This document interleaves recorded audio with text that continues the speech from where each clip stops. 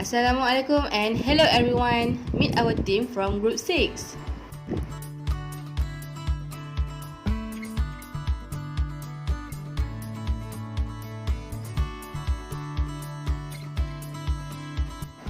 Do you know in 2018 there was an incident where 12 boys from soccer team were trapped in a flooded cave with their coach.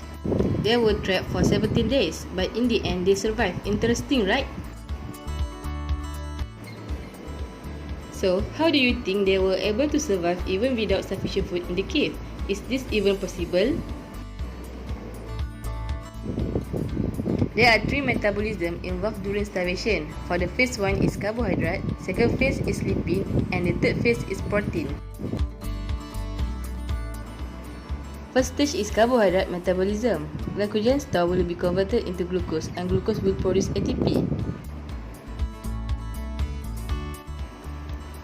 I wonder what will happen to our body when we at starvation state. When there is no food intake, the blood glucose level will become low. And this will be a big problem as our brain, muscles and cells require a large amount of glucose to function properly. Then how does our body metabolism counter this problem? So, in order to protect those organs, we need a hormone to help us to control the blood glucose level. So, when the glucose level is low, a hormone produced in the pancreas called glucagon will come to rescue. This glucagon is secreted into the bloodstream, which gives signal to the cells in the liver to increase the rate of glycogenolysis. So, what is glycogenolysis? Glycogenolysis is the process where the glycogen will be broken down to glucose to provide energy and maintain the blood glucose level. The blood glucose level will be back to normal. Glucose will undergo glycolysis to produce ATP for our body. Glycolysis will produce pyruvate. Pyruvate will be converted into acetyl-CoA, which then enter the Krebs cycle to produce ATP. What happens if the glucose level depleted? The body will enter second phase of starvation, which is lipid metabolism. For second phase of starvation, glucose and glycogen level low.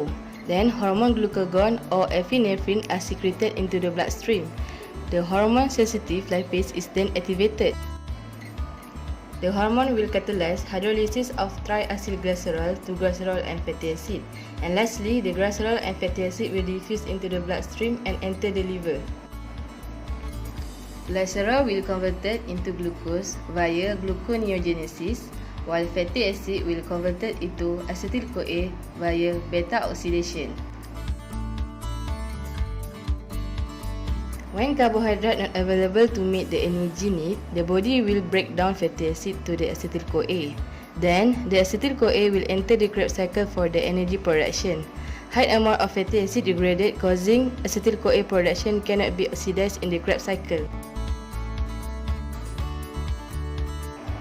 Acetyl-CoA accumulate in the liver, undergo ketogenesis process to form acetoacetate and ketone bodies. Next, ketone bodies will be transported to cells in the heart, brain and the skeletal muscle. After prolonged starvation, glucose level will be depleted. Then, these ketone bodies are used as main source of energy for oil cell reaction. The third stage of starvation is protein metabolism. What starvation does to protein and how protein can help the kids during starvation? First of all, protein in muscles will be broken down into amino acid by process called protein catabolism. Then, amino acid will be transported to the liver via bloodstream. In the liver, amino acid will be converted into glucose via gluconeogenesis, and it will also be converted to pyruvate via transamination. So, what is transamination? Transamination process is the transfer of amino group to the keto acid. This process will produce pyruvate and other amino acid. Glucose will be converted into acetyl-CoA and it will enter the Krebs cycle. Pyruvate also will enter the Krebs cycle and both process will produce ATP. So, these three important metabolisms in our body manage to help the kids to survive during starvation. Wow! Thank you for watching.